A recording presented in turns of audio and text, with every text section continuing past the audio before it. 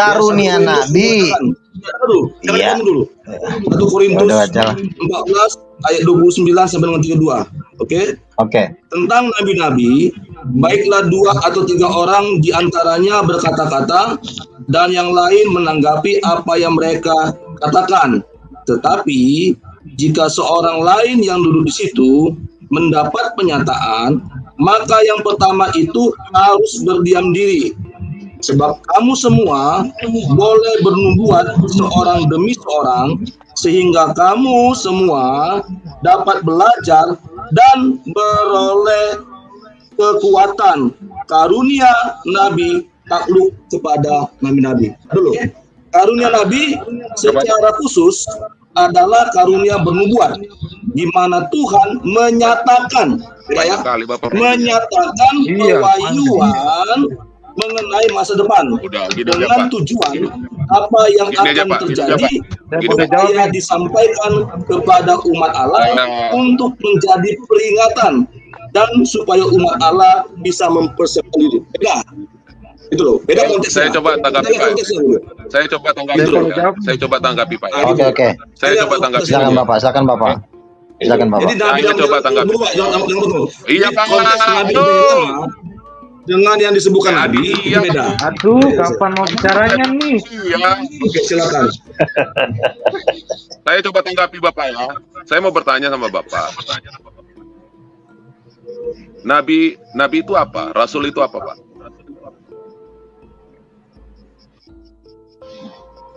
Ya, Nabi dengan Rasul firman Tuhan. Nabi dengan Rasul sama. Beda. Sama dalam Pak ya. Baru sama. Pekerjaannya Pak. Udah sama Pak ya. Bentar dulu Pak Luga. Ya, oke, silakan. Kita kan hanya silakan. Saya coba mengiringi dia. Bapak kita ini supaya jangan terlalu banyak berasumsi apa. Saya main yang ya ibaratnya begini. Saya ada asumsi Pak. Saya pakai Alkitab. Bapak pakai. Tunggu dulu Pak. Bapak sekarang pakai ayat Alkitab enggak? Sabar dulu. Bapak pakai ayat. Apa yang asumsi gitu loh? Bapak, saya pakai ayat Pak, 1 Korintus. Jelas. Saya pakai HP, saya di StreamYard nggak bisa keluar. Udah, kalau saya keluar Bapak pakai asumsi gitu. Mana ayatnya gitu loh? Dengar dulu Pak, makanya tadi saya bertanya. Kalau mau saya katakan Nabi itu berapa banyak Pak di Alkitab, dari perjanjian baru sampai dari perjanjian lama sampai perjanjian baru. Kalau ketemu Rasul baru di perjanjian baru Pak. Berapa banyak ayatnya Pak? Ya, Bapak dengarkan dulu Pak. Jangan kayak Aditya tadi Pak. Bukan. Bapak jangan asumsi. Dengar dulu. Dengar dulu. Halo. Dengar dulu. Saya nih. Silakan. Gantian ya Pak ya. Itu saya tadi bertanya kepada Bapak. Nabi itu apa? Rasul itu apa? Bapak katakan sama aja kan? Pengertian sederhana Pak. Saya nggak mau main terlalu dalam Pak. Main pinggir-pinggir aja Pak. Yang mudah dipahami. Dulu namanya Saulus. Setelah menerima Yesus, mendapat ilham, mendapat wahyu, dan menjadi pioner. Dia menjadi Paulus. Itu Rasul apa Nabi Pak? Udah Bapak renungkan itu Pak dulu Pak. Nggak usah dalam-dalam kali Pak. Mantap. Alkitab itu menulis, mencatat dengan sederhana Pak. Ayatnya gitu loh. Jangan asumsi. Tolol, aku di luar, Pak. Saya nggak bisa buka Alkitab. Kamu tolol juga gitu loh. Boleh aku jawab nih Bang Luga? Gitu loh. Kalau pakai asumsi akan juga penjelasan Pak Luga gitu loh. Pak Luga, Bapak kan buka Alkitab kan? Kalau dibuka ada. Saat Paulus mendapat penglihatan kepada Yesus, dia menjadi buta. Kisah para rasul itu. Kisah para rasul. Ini bapak ini bebal ini, kena dogma nggak ngerti saya dogma apa ini. Belajar teologi di mana Pak? Saya ini orang teknik Pak, nggak pernah belajar teologi. Dia tadi tidak ada. Saya tadi sudah Bapak bebal, Anda bebal. Anda ini kalau bisa saya katakan maaf dengan segala hormat. Maaf, Anda ini masih mengikuti ajaran orang-orang Farisi dan ahli-ahli Taurat serta orang Saduki. Kamu menghakimi kamu. Saya tidak menghakimi, saya sudah mengatakan maaf. Dengan kata sederhana, saya pertanyakan kepada Anda. Sabar bagus. Rasul itu apa? Nabi itu apa? Sebagai gambaran, bagaimana dengan Paulus? Rasul Paulus. Bahkan ketika dia dan Barnabas berjalan ke nubuatan Tuhan, suara Tuhan. Makanya tadi kan saya katakan dia Pak Rasul yang paling pioner. Itu loh. Saya tanya apakah Paulus tidak menyatakan suara Tuhan? Udahlah, Boleh kawan-kawan ngomong sekalian. Saya mohon maaf, nanti saya kupas Bapak ini bisa gila. Shalom, selamat malam. Saya mau balik kerja. Boleh aku Shalom. ngomong nih. Asumsi aja. Udah Pak Bagus, nggak usah dilanjutin lah. Intinya begini aja lah. Kan artinya kalau Bapak memang Ayat Alkitab aja kamu udah ada ngasih sama ayat Alkitab itu loh. Boleh aku tanya Bang Luga? Aku mau tanya nih sama Bang Luga. Aku boleh bertanya Bang Luga? boleh. Aku mau tanya kriteria Nabi itu seperti apa Bang? Penjelasannya Bang? Intinya kan begini, setiap orang yang mendengar suara Tuhan langsung, bukan khotbah. Kalau khotbah kan, mari kita buka begono begini, itu namanya pengkhotbah, penginjil. Tapi kalau Nabi itu misalnya dia lagi doa nih, tiba-tiba malaikat datang, Tuhan Yesus datang, dan Tuhan berkata, besok akan terjadi kebakaran di petamburan misalnya gitu, jam 10. Sampaikan kepada umatku supaya minggir mereka. Itu namanya suara kenabian. Lalu orang yang mendapatkan suara kenabian itu adalah disebutnya di dalam Alkitab nabi. Kalau suara kenabian kan saya tanya tadi kepada Pak Bagus, orang yang mendapatkan suara nabi itu panggilannya apa? Dia bilang penginjil. Kok jadi ke penginjil? Ya, orang yang mendapatkan suara kenabian itu adalah nabi. Begini, bentar ya. Sudah banyak orang dibawa ke sorga seperti Conam, seperti Mary Catherine Baxter, Angelica Zembrano. Pada waktu mereka ngobrol dengan Tuhan, Tuhan mengatakan kepada mereka, anakku, putriku, engkau adalah nabi akhir zaman. Lalu di bukunya siapa ya? Di bukunya Rick Joyner. Itu adalah penulis profetik internasional yang bukunya udah referensi seluruh dunia para pendeta. Di dalam buku Rick Joyner mengatakan, Tuhan berfirman kepada Rick Joyner, aku sedang membangkitkan nabi-nabiku di akhir zaman. Aku sedang membangkitkan nabi-nabiku di akhir zaman. Dia tidak berkata, aku sedang membangkitkan karunia-karunia nabi. Kalau karunia nabi itu seperti ini tuh maksudnya. Misalnya jubahnya Yeremia, jubahnya Elia akan diberikan kepada saya. Itu namanya karunia nabi, karunia roh dan kuasa Elia. Itulah yang disebut karunia nabi. Tetapi orang yang mendapatkan itu tetap disebutnya nabi. Kalau bukan nabi apalagi? Gitu. Sekarang inilah aku mau nanya. Saya bacakan. Ini saya bacakan ayat Alkitab. Ini saya ada dalil dulu. Efesus 4 ayat 11. Oke. Ada 5 jawatan situ. Ya. Oke, 5 karunia situ. Oke, dan ialah yang memberikan baik rasul-rasul maupun nabi-nabi, baik pemberita-pemberita Injil maupun gembala-gembala dan pengajar-pengajar. Nah, dalam konteks Efesus 4 ayat 11 itu berbicara tentang apa tuh? Jawab. Ya karunia 5 jawatan ya itu kan karunia 5 jawatan. Itu jawabannya.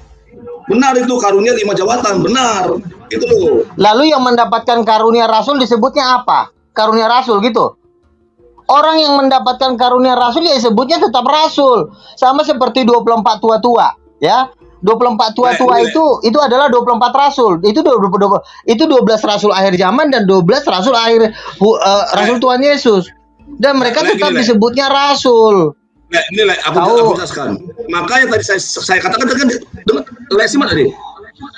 Saya kok penjelasan tadi dari yang konteks 1 Korintus yang berapa tadi? 1 Korintus saja. mereka disebutkan dalam konteks kisah para rasul itu disebutkan sebagai nabi. Oke? Itu loh konteksnya gitu loh.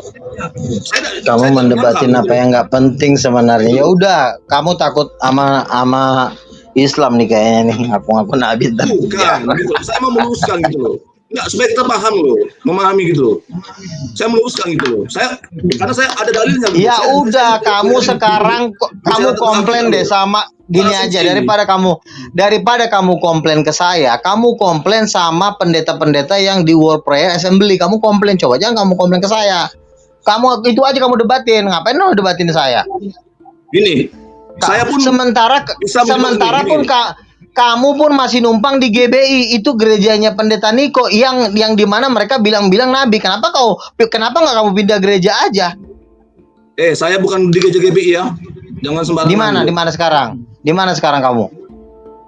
Gereja Metodis saya. Oh, udah ya udahlah. Ya ngapain kamu udah beda doktrin ya, jangan usah didebatin. Namanya udah beda saya gereja. Saya mau jelaskan gitu loh. Saya pun ya. Nggak usah dijelasin. Begini, ajaran dari karismatik ajaran dari karismatik. Begini ajaran dari karismatik itu nabi masih ada. Ajaran di gerejamu nabi udah nggak ada. Ya udah selesai, nggak ada lagi yang perlu dibahas. Udah ajarannya seperti itu. Kita pun juga disebutkan nabi, imam, raja, gitu loh. Tapi bedanya konteksnya, konteksnya kita bicara nabi, imam, raja itu bukan seperti nabi, imam, raja pada saat perjanjian lama. Iya, gitu itu loh. Kan menurut ajaran metodismu, itu kan menurut ajaran gerejamu, ajaran kitab, gitu loh. Iya, tapi kan kamu kan berada di metodis. Coba kalau kau ngomong kayak gitu di GBI, diusir kau. Saya lepaskan doktrin gereja saya itu. Saya baca. Iya, makanya kalau Bapak ngomong kayak gitu misalnya di konferensi GBI, Bapak bisa diusir. Jatuhnya kayak begini. Makanya Bapak bergereja di metodis itu udah benar. Yang bisa terima Bapak yang ada karunia nabi. Kalau di karismatik itu mereka yang bilang nabi, bukan saya. Ya lu ributnya sama mereka aja. Lu ribut sama karismatik yang iya, Bapak ributnya langsung ke sana aja. Bapak langsung ributnya ke sana. Dulu. Makanya saya katakan tadi, saya pun juga bisa menyebutkan saya ini nabi, imam, raja. Gitu loh. Paham enggak? Saya pun bisa menyebutkan saya ini nabi, imam, raja. Tapi konteksnya nabi, imam, raja ya udah. Oke. Lama gitu loh. Saya tanya sama Bapak ya. Saya tanya. Jangan salah paham gitu loh. Dengerin ya. Conam seorang nabi. Yang ngomong dia nabi adalah Yesus. Nah sekarang saya tanya, percaya nggak kamu waktu Yesus ngomong ke Conam bahwa Conam adalah nabi? Dia udah 17 kali ke sorga. Percaya nggak? Harus diuji. Percaya? Firman Tuhan katakan. Nah, berarti kau nggak percaya. Ya udah. Iya, intinya kau nggak percaya. Kalau kau nggak percaya dengan Conam, ya udah tidur aja. Orang nggak percaya kok. Percaya enggak? Enggak, ya udah. Segala sesuatu jangan bukan masalah percaya firman Tuhan berkata, jika ia katakan ya, iya intinya kan kau nggak percaya, makanya kau nguji-nguji. Kalau saya percaya, kau nggak percaya. Dia udah 17 kali dibawa ke sorga. Loh, dia punya kesaksian 17 kali dibawa ke sorga. Yang dibawa ke sorga juga bukan cuma dia, Mary Catherine Baxter, Angelica Zambrano, semua Tuhan bilang mereka nabi. Nah sekarang kau dia pernah nggak bernubuat dan nubuat itu terjadi nubuatannya semua nggak ada yang nggak terjadi. Conam orang udah 17 kali dibawa ke surga gimana? Bukan, dia aja bukan cuma dan gitu. Kalau gini kan, makanya kalau dia bernubuat, kalau dia bernubuat dan itu terjadi, dan dia memiliki karunia nabi, gitu. Ya udahlah. Tapi kalau dia bernubuat dan nubuatan itu tidak pernah terjadi, berarti dia bukan nabi. Bapak nggak usah ngajarin kayak gitu sama saya. Bapak, saya pernah bernubuat terjadi loh. Saya bilang sama si Evi, kamu akan dibawa ke surga. Dia agama Islam, dia dibawa ke surga dan dia masuk Kristen. Terjadi kok. Sering saya begitu. Jadi jangan sembarang ngomong. Gimana? Bukan saya bilang sama Evi, kamu akan dibawa ke surga. Bohong katanya. Setengah tahun kemudian dia datangin saya, Bang Luga, saya udah masuk Kristen. Kenapa? Saya dibawa ke surga. Lagian Bang Luga sih bilang saya ke surga. Saya dibawa ke surga beneran. Saya ketemu orang berjubah api. Yang berjubah api ngomong gini sama saya, aku adalah Tuhanmu. Ternyata Tuhan Yesus. Terjadi. Jangan sembarangan. Emang lo kira nggak terjadi lah? Ada saksi? Pak Bagus, itu kan ajaran aja. Nanya saksi lagi, lu cari aja ke sono pusing. Cari aja sendiri, Pak. Ya udah lu cari deh, gua aja nomor HP-nya gua udah ketemu lagi, lu cari aja di Blok M.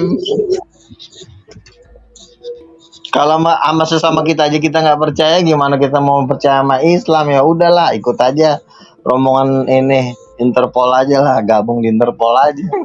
Saya gini ya, saya gini, mohon maaf saya. Karunia Nabi itu Pak, nama pekerjaan. Orang yang melakukan Jelas setiap roh itu gitu. itu disebut karena Tuhan Nabi. sendiri sudah membuatkan ya bahwa setelah dia itu akan banyak pengajar palsu. Ya, Iya terserah lah Pak, kita mau guru palsu juga nggak apa-apa. Yang penting kita udah dibawa ke sorga, udah dibawa ke neraka, nggak apa-apa lah. Mau dikatain guru palsu juga nggak apa-apa kok. Bapak nggak percaya juga kan nggak jadi masalah juga Pak. Ya nggak jadi masalah juga. Makanya saya dari dulu sama Pak Bagus ini curiga. Dia ngaku orang GBI, sekarang dia ngaku orang Metodis. Pantasan roh itu yang ada, itu harus baptis Islam. Sama teman-teman, aku udah pernah bilang aku GBI ya dari awal. Tanya sama teman-teman. Oh, Metodis ya. Iya. Awal GBI. Gitu. Pak Bagus, kalau kita satu roh, Pak Bagus itu nggak akan mungkin melawan, ya kan? Karena saya pun kan tidak menyerang Anda. Saya di sini menyerang Muslim. Saya di sini tidak menyerang siapapun. Tapi Pak Bagus menyatakan tiba-tiba yang kayak gitu-gitu, ngapain coba diributin masalah karunia Nabi sama Nabi? Kenapa nggak kau bilang karunia Ucok? Jangan ada nabinya. Sekalian aja karunia Ucok. Oke, enggak. Dari tadi saya tidak menyerang gitu loh. Justru Bapak yang tadi yang mengatakan tolol. Banyak saksi loh. Rekam apa? Putar lagi. Ya udahlah, kalau lain nggak gini aja lah ya. Kalau lain nggak percaya. Saya hanya mau memberikan pandangan. Itu aja tujuan saya. Iya nggak apa-apa, nggak apa-apa lah ya. Gitu bagi lain karunia Nabi nggak apa-apa. Tapi saya tadi ya boleh putar ulang. Siapa yang bulan mengatakan saya tolol? Gitu loh. Saya tantang dia gitu berdebat. Gitu loh. Jangan langsung ngomong dia. Berarti lain nanti H2H aja sama dia. Iya. Gitu, jangan bilang saya tolol gitu loh. Dia siapa dia rupanya gitu kan gitu. Betul. Kan gitu. Saya gitu loh. Saya tersinggung tadi gara-gara dia bilang tadi saya ngomong tolol loh. Putar ini apa YouTube-nya. Apakah saya dulu ngomong tolol atau dia? Gitu loh. Iya, Pak. Jangan seperti itu loh. Kalau ayo kita H2H berdebat tentang Alkitab sama dia. Kan intinya beginilah kan. Ya kan intinya begini aja. Intinya begini aja. Lai kan tidak percaya dengan kesaksian Cho Thomas. Lai tidak percaya dengan kesaksiannya Angelica Zembrano dan orang-orang yang dibawa ke neraka dan mereka disebut nabi oleh Tuhan Yesus sendiri. Bukan saya yang sebut mereka nabi, tapi Tuhan Yesus. Tapi Lai nggak percaya, ya nggak apa-apa. Kan hukum di dunia ini Pak ditentukan oleh percaya kepada Tuhan dan percaya kepada hamba Tuhan. Kalau kita sama seperti di zaman Musa dulu kan, pada Datan dan Abiram itu percaya kepada Tuhan Pak, tetapi dia tidak percaya kepada hambanya. Makanya si Datan dan Abiram bumi terbelah, masuklah dia ke dalam tanah. Jadi hidup kita ini ditentukan oleh dua hal, percaya kepada Tuhan dan percaya kepada hamba Tuhan. Kalau kita tidak percaya kepada hamba Tuhan, pasti kita masuk neraka. Karena hamba Tuhan, kan Yesus berkata, barang siapa percaya kepadaku, dia juga harus percaya kepada dia yang mengutus aku. Barang siapa percaya yang kuutus, dia juga percaya kepadaku. Maka percaya kepada hamba Tuhan ini jangan kita anggap main-main.